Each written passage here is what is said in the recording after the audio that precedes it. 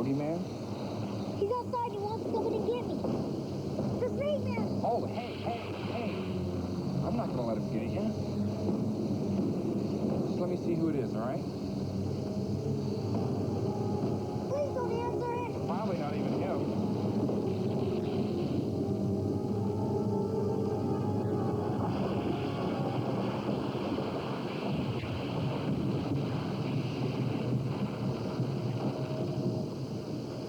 You see, there's nobody there. Are you sure, Alex? He's always there. Should have let him in the front door, right? Well, that was just one of the hokey scenes, the many hokey scenes from Dreamscape. That's a new thriller about a psychic who can enter other people's dreams, like that sequence, and change them. And if you think that looked hokey, well, you should see the rest of Dreamscape. Well, actually you shouldn't, but we'll get to that later, because Dreamscape is just one of 4 new movies we'll be reviewing this week on Sneak Previews. I'm Jeffrey Lyons. And I'm Neil Gabler. In addition to Dreamscape, we're also going to be looking at Oxford Blues, with Rob Lowe as an American wise guy who's trying to hustle his way through Oxford. And we'll review The Philadelphia Experiment, which is a science fiction thriller about a World War II sailor who suddenly finds himself plopped down in 1984. And we'll have PHAR Lap, the true story of the greatest racehorse in the history of Australia. And we're also going to have Brandy with our Dogs of the Month. Dreamscape might have been one of those, too. Well, our first movie is Oxford Blues, starring Rob Lowe as a brash American college student and a Las Vegas parking lot attendant who spots a magazine article about a beautiful young English noblewoman who's studying at Oxford. Well, he instantly falls in love with her photo, and soon we're asked to believe that he illegally alters his grades by fiddling with a computer, wins a small fortune at the crap tables, and enrolls at Oxford, just to get the chance to meet her. In this scene, the brash young man has just arrived on the state-old campus and meets some fellow students. Oh, look, it's Reggie. I'll see you later. Reggie! Reggie! Hey, Oh, God, I'm sorry. I thought you were someone else. No, hey, it's all right. Let me I help like being me. I'm sorry about the champagne. It's okay. I like it, really. Really?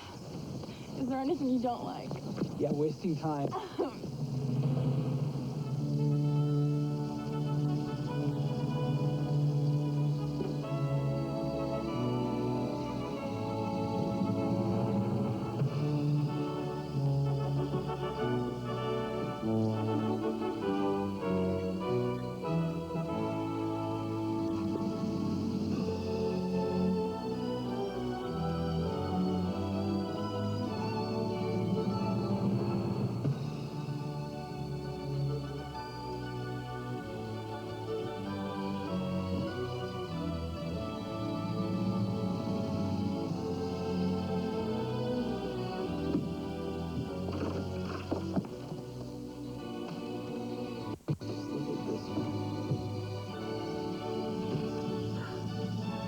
Hello? Jordan Evans. I'm your mate. Your roommate. Oh, hey, man. How you doing? Nick D'Angelo. Good to see you. This is a great room you got. Yeah. Look at these old blades. Fantastic. I really...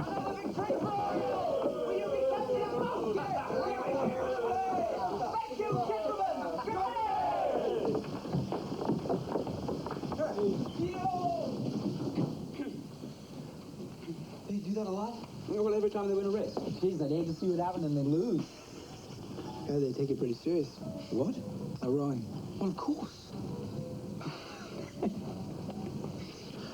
It's the second bottle of champagne I've had in an hour. I still haven't had a drink. Well, after D'Angelo raises the eyebrows of his stuffy teachers and the old university officials on campus with his continually cocky behavior, he attends Oxford's traditional orientation ceremony.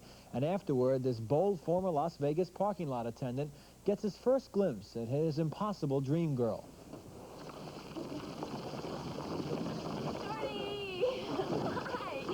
How are you? Fine. Look here, meet Nick. Nick D'Angelo. This is Rhoda Devlin. Hi. Yeah, how you doing? We've met already. You met? Sort of by accident. Why weren't you in there? It's my second year. Who are you looking for?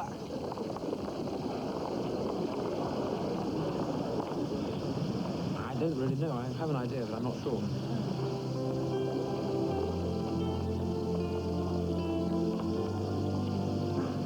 She's more beautiful than I thought. Who?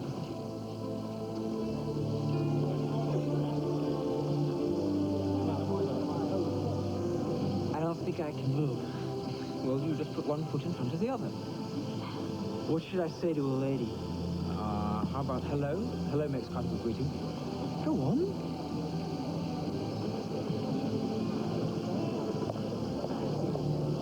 Vicky! Hi. Hello, boys. Why weren't you inside? Oh, some isn't it, my gown? That's too bad. Come on. Yeah, really. Wait till I find it. Wait! What's the matter? Who is that guy? Lady Victoria's fiancé, Colin Gilchrist Fisher. Eton and Christchurch. His father's Lord Kenworth, I believe. Very upper crust. Why? Doesn't matter. Let's go. Hey, thanks for the loan. Of course it matters. That's why he's at Oxford in the first place. Well, Oxford Blues could have been a moving story about growing up and about realizing that some dreams you may have just may be impossible. But the idea of a Yank at Oxford is nothing new in movies, and there are no new twists in this formula. Lowe plays the role too brashly, furthermore. Who can sympathize with him, wooing this rude little hustler, almost a punk? And the screenplay looks like an underwritten first draft, with some potentially interesting characters or more little cutouts here. Oh, the occasions are impressive. Everyone seems to be standing around, waiting for a screenplay to turn up. Oxford Blues, I think, is like a young student who never approaches his potential. It adds up to really very little in the end. I don't like this movie either, but I don't finger the screenplay so much. It's very seldom that can single-handedly spoil what might otherwise be a decent little picture, but I think Rob Lowe is so miscast in this movie that he does single-handedly spoil this movie. He looks too young, and he's got to get you to like him, to root for him, and you really don't. You really don't through this picture. Role needs a charming young rebel, a Sean Penn type. But Rob Lowe is more like a male ingenue. He's a Ken doll. Yeah. He's a beautiful package, I guess, but there's nothing under the wrapping. Yeah, also it looks that they do a lot of rowing here at Oxford. Continually through the movie, you never get the feeling of the austere nature of such a great university and the fear a young guy would have. It's going to Oxford and changing his life and taking a gamble. That whole aspect is undeveloped. Yeah, but again, I don't think that's the major problem here. For me, it's Rob Lowe and how badly miscast he is. So we both dislike this movie for different reasons. Well, the next movie that we have is The Philadelphia Experiment, and it's a boring science fiction thriller about a top-secret World War II experiment to make our warships invisible to enemy radar. But during the final test, they goof. The entire ship actually disappears. Now, the crewmen don't know what's happening, so two Navy seamen jump off the ship and find themselves falling through a time warp that plunks them down in 1984. Well, they're befriended by a struggling artist, but one of the seamen is suffering from strange seizures, and while he's recovering in a hospital, his crewmate, played by Michael Paré, and the artist are being questioned by one of the doctors. What are your memories of 1943? Are they clear to you? You think I'm making this up? I didn't say that. I just want you to describe something in 1943 for me. I can describe everything. 1943 was yesterday for me. I'm not doubting you, Mr. Hurdy. But like hell you're not doubting me. You don't believe anything I'm saying. David, he's just trying to help. Hey, look, I'm not lying. You think I make this up? What the hell would I make it up for? Yes? Dr. Magnuson, you better come quickly. I can't move like that. Keep my V value. I've already given him 10 milligrams. Stand by CPR. Now move it! Clear the way, please. Excuse me, clear the way. Come on, let's get that in. Clear for the back door coming in. Ambu bag coming in. Thumbs up. Down rating.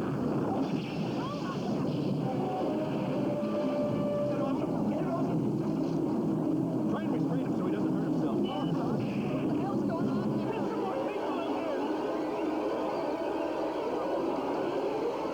Get back, get back, get back.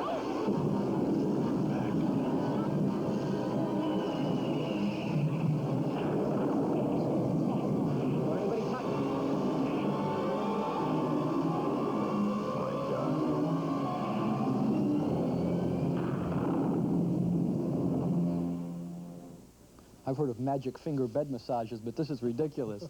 Well, the artist decides to help out the seaman, even though she doesn't really believe that his story that he's from 1943. Now, he wants to prove that he's telling the truth, so he convinces her to drive to his hometown in California. And here, they stop at the gas station that his father used to own.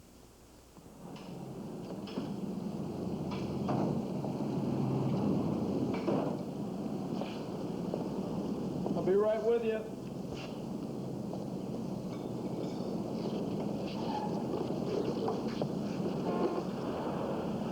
Now, what can I do for you folks? Can you fill it up, please? Unleaded? Yeah.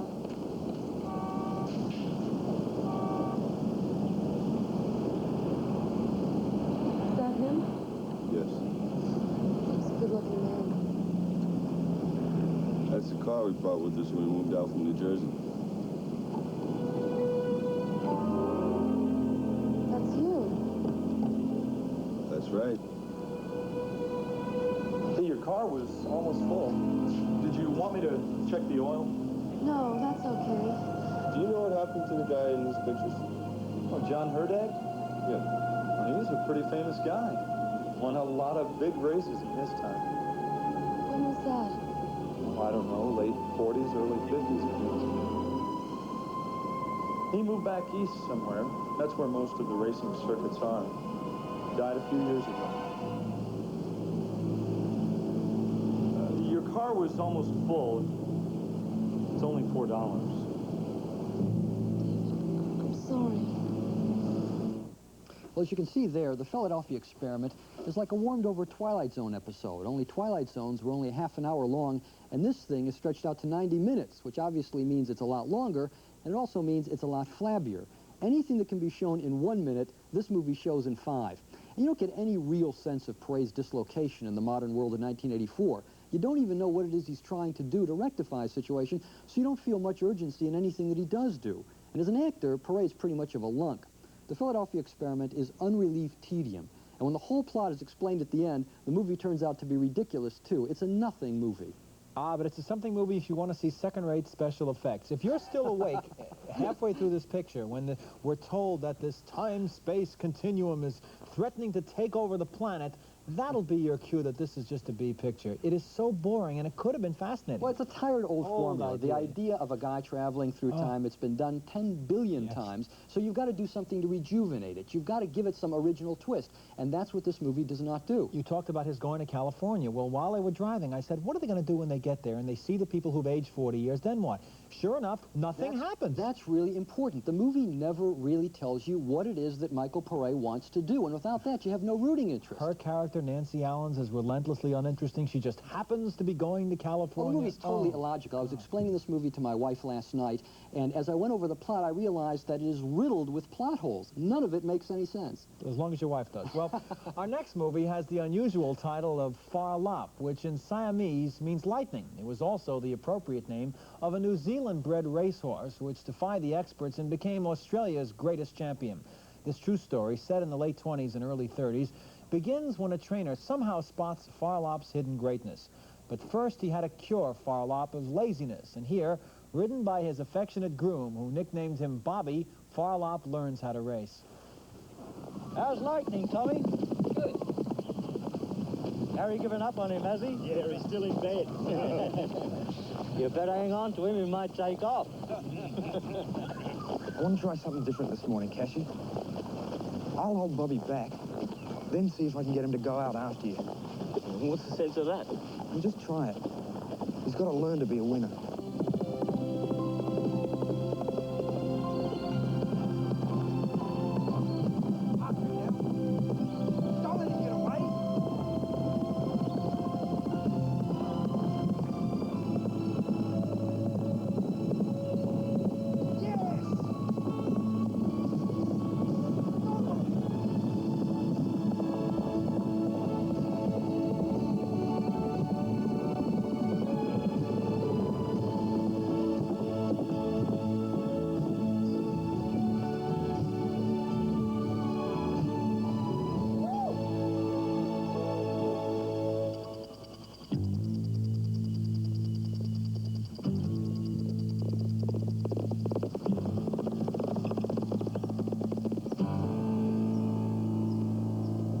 That's right.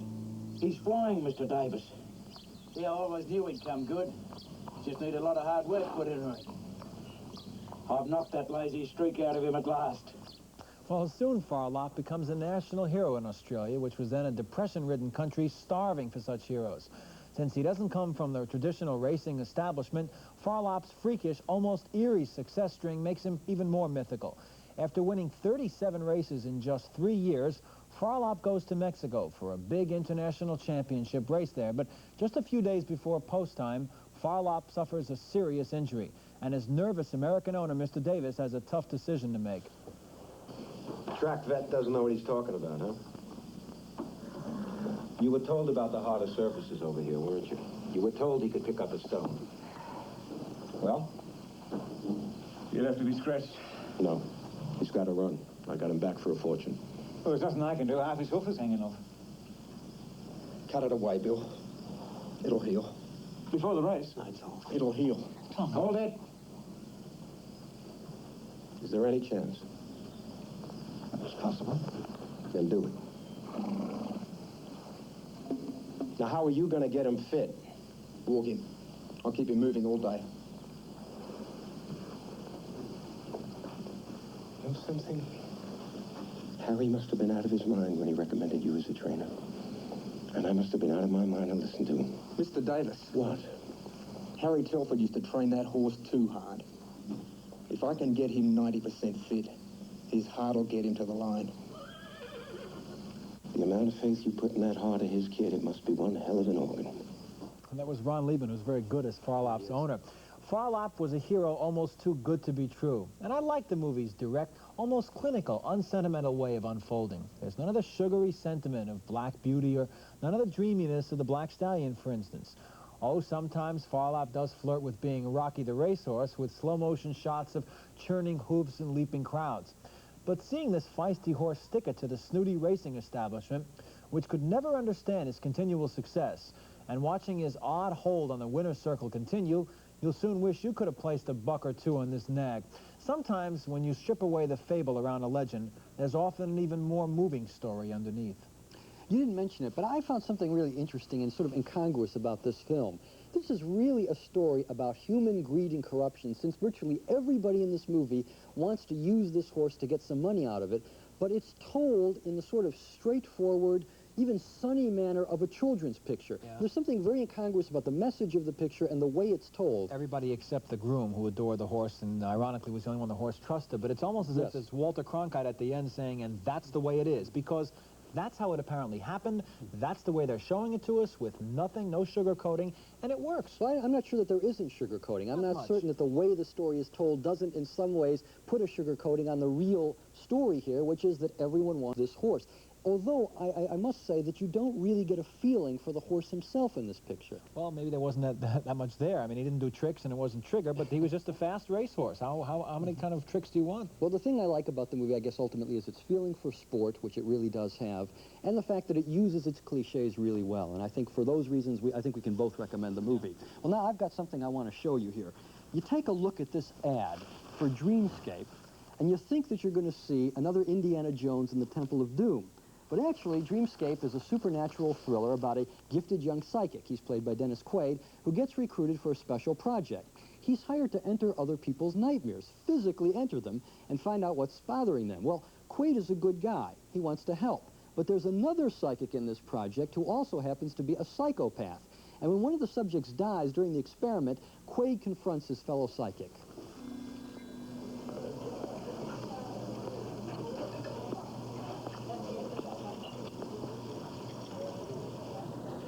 Alex, would you mind? I really gotta be alone. I'm still shook up about missing the Tuesday. She must have had a bum ticker. Shame. You may not know it to look at me, but I'm a pretty sensitive guy. It really affected me. Didn't affect your appetite. I eat to forget. Let go. Let go, or you're gonna draw back a stump. A woman died, Tommy. Everybody dies.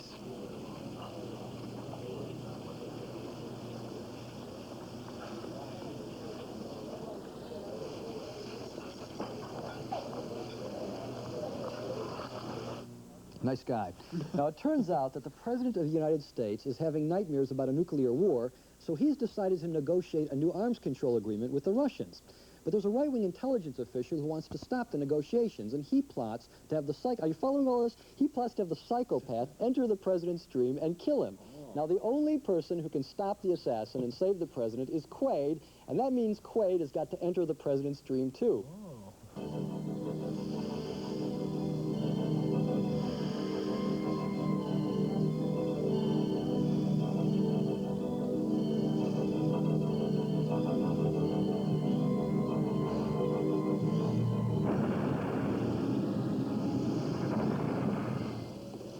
Mr. President, listen to me. Your life is in danger. Bob Blair is trying to kill you. What the hell are you talking about? He sent somebody into this dream to assassinate you. Who are you? I'm here to help you. Look, all you gotta do is wake up. Wake up. That's right, wake up. Try, concentrate, wake up. They gave me a sedative. Sedative? Well, we're just gonna have to ride this out till it wears off. Hello, Mr. President. Alex, what a surprise. I get to kill two for the price of one.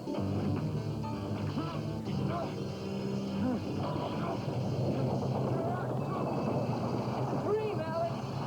Do anything you want in here. Haven't you figured that out yet? I can imagine a lot easier ways to kill somebody than entering his dreams, and this overly elaborate murder scheme gives you an idea of the kind of general lunacy that's at work in Dreamscape. The whole thing is totally implausible, but you do have to say that it occasionally recognizes how silly it is. It does have a sense of humor. That's when it's at its best. When it's not poking fun at itself, which unfortunately is most of the time, it's just another routine psychological thriller, more imitation Stephen King. And if you've seen one of these supernatural movies, you've seen them all. There's not much surprise in this one, not much tension, no originality, and you might as well wait for Dreamscape to show up on cable TV. Maybe next month. The first frame of this picture, week. where the woman screaming in a dream told me I'm not going to have a good time at this picture, and I didn't. It looks like rejected scenes from 1,000 other pictures. There's no feeling of what's going on here, of getting into a dream. And also, you really don't care about anybody here. Even Eddie Albert looked bored there as the President of the United States. All the good actors who were in this picture, Christopher Plummer, he looked like he wanted to be anywhere else. Regal Max von Sydow is in here in a small role. What is he doing here? Meanwhile, we get hokey special effects, and afterwards you're saying, what am I doing watching this? I think you said something interesting here that I want to pick up on. This is very familiar material, and it's the kind of material that's so familiar that it's to the mercy of its style. And unfortunately, this movie doesn't have much style. No, what it does have, like the Philadelphia experiment, both these pictures look like they're made to make the trailer look terrific. They can take every 10 seconds, there's some sort of scene that'll look great when seen in that context. Yeah, but the one thing I can say in defense of this movie, and it's a very little defense, is that at least it has some self-parody in it, and that may be the latest stage of devolution for this kind of movie. Well, I wanted to wake up from Dreamscape. Well, that's Brandy, our critical canine, reminding us that it's time for our Dogs of the Month. Those are the two worst movies that we've seen this month. Well, Neil and Brandy, my dog is Cheech and Chong's The Corsican Brothers, the latest from those two relentlessly juvenile, vulgar comedians, and I use that word loosely, but at least this time playing the famous brothers, here they are, aren't they wonderful, who can feel each other's pains and pleasures. Cheech and Chong have omitted, thank goodness, their usual obscene drug jokes, which always really drive me up the wall. But the style of humor remains, of course, just as silly and childish and as repetitive as always. Otherwise, they wouldn't be Cheech and Chong, I suppose. Well, here the boys grow up in the France of the French Revolution time, challenging the evil ruler of their land. Well, the rare funny moments, however, are accidental. The Corsican Brothers is neither funny nor fun, as many of the actors just stand around waiting for direction which never comes. Watching the Corsican Brothers, I felt like brother number 3, because when Cheech and Chong pulled a lousy gag, I was the one who felt the pain. Well, usually our dogs are small potatoes, but this month I've picked a dog that thinks it's big game. It's the movie version of Malcolm Lowry's widely acclaimed novel, Under the Volcano, and believe me, you're going to be rooting for the volcano. Yep. Lowry's novel is about one day in the life of a drunken ex-diplomat stationed in Mexico, but the events are really insignificant. All the drama occurs in the diplomat's head, in his psyche. Now, the movie, which stars Albert Finney and Jacqueline Bisset, obviously can't get inside the man's head, so what do we get instead? Well, you could say that what we get is like 2 hours with a boring drunk. Only it's not like 2 hours with a drunk, it is 2 hours with a boring drunk. Under the Volcano is the sort of slow, literal, symbol-laden movie that people who hate movies will love. But for real movie lovers, it's a form of slow torture. You're so great. I hope the great actor Albert Finney finds all the prints of this bore and burns them. Summarizing our opinions on the movies we reviewed this week, neither Neil nor I liked Oxford Blues, a potentially interesting story about a brash young American who bluffs his way into Oxford to woo a beautiful aristocratic lady. I felt its screenplay was underwritten, but Neil thought that Rob Lowe's miscasting as the American was what sunk the picture, so 2 no votes. And neither Neil nor I liked The Philadelphia Experiment, a cheesy-looking movie about time travel and a botched secret government experiment. It's familiar, predictable, and illogical. But we both liked PHAR about a courageous champion racehorse in Australia 50 years ago. The true story has a likable, straightforward style, and you can't go too far wrong with an inspirational sports film like this. And finally, neither of us cared for Dreamscape, the silly, hokey thriller about a psychic who can enter and alter other people's dreams. It just looks like rejected scenes from dozens of other thrillers. Well, that's it for this week's reviews. We're going to have more reviews next week on Sneak Previews, including Jigsaw Man, a spy picture with Michael Caine and Laurence Olivier, and Flashpoint. That one stars Chris Christopherson as a Border Patrol officer down in Texas. So until then, save us the ILC.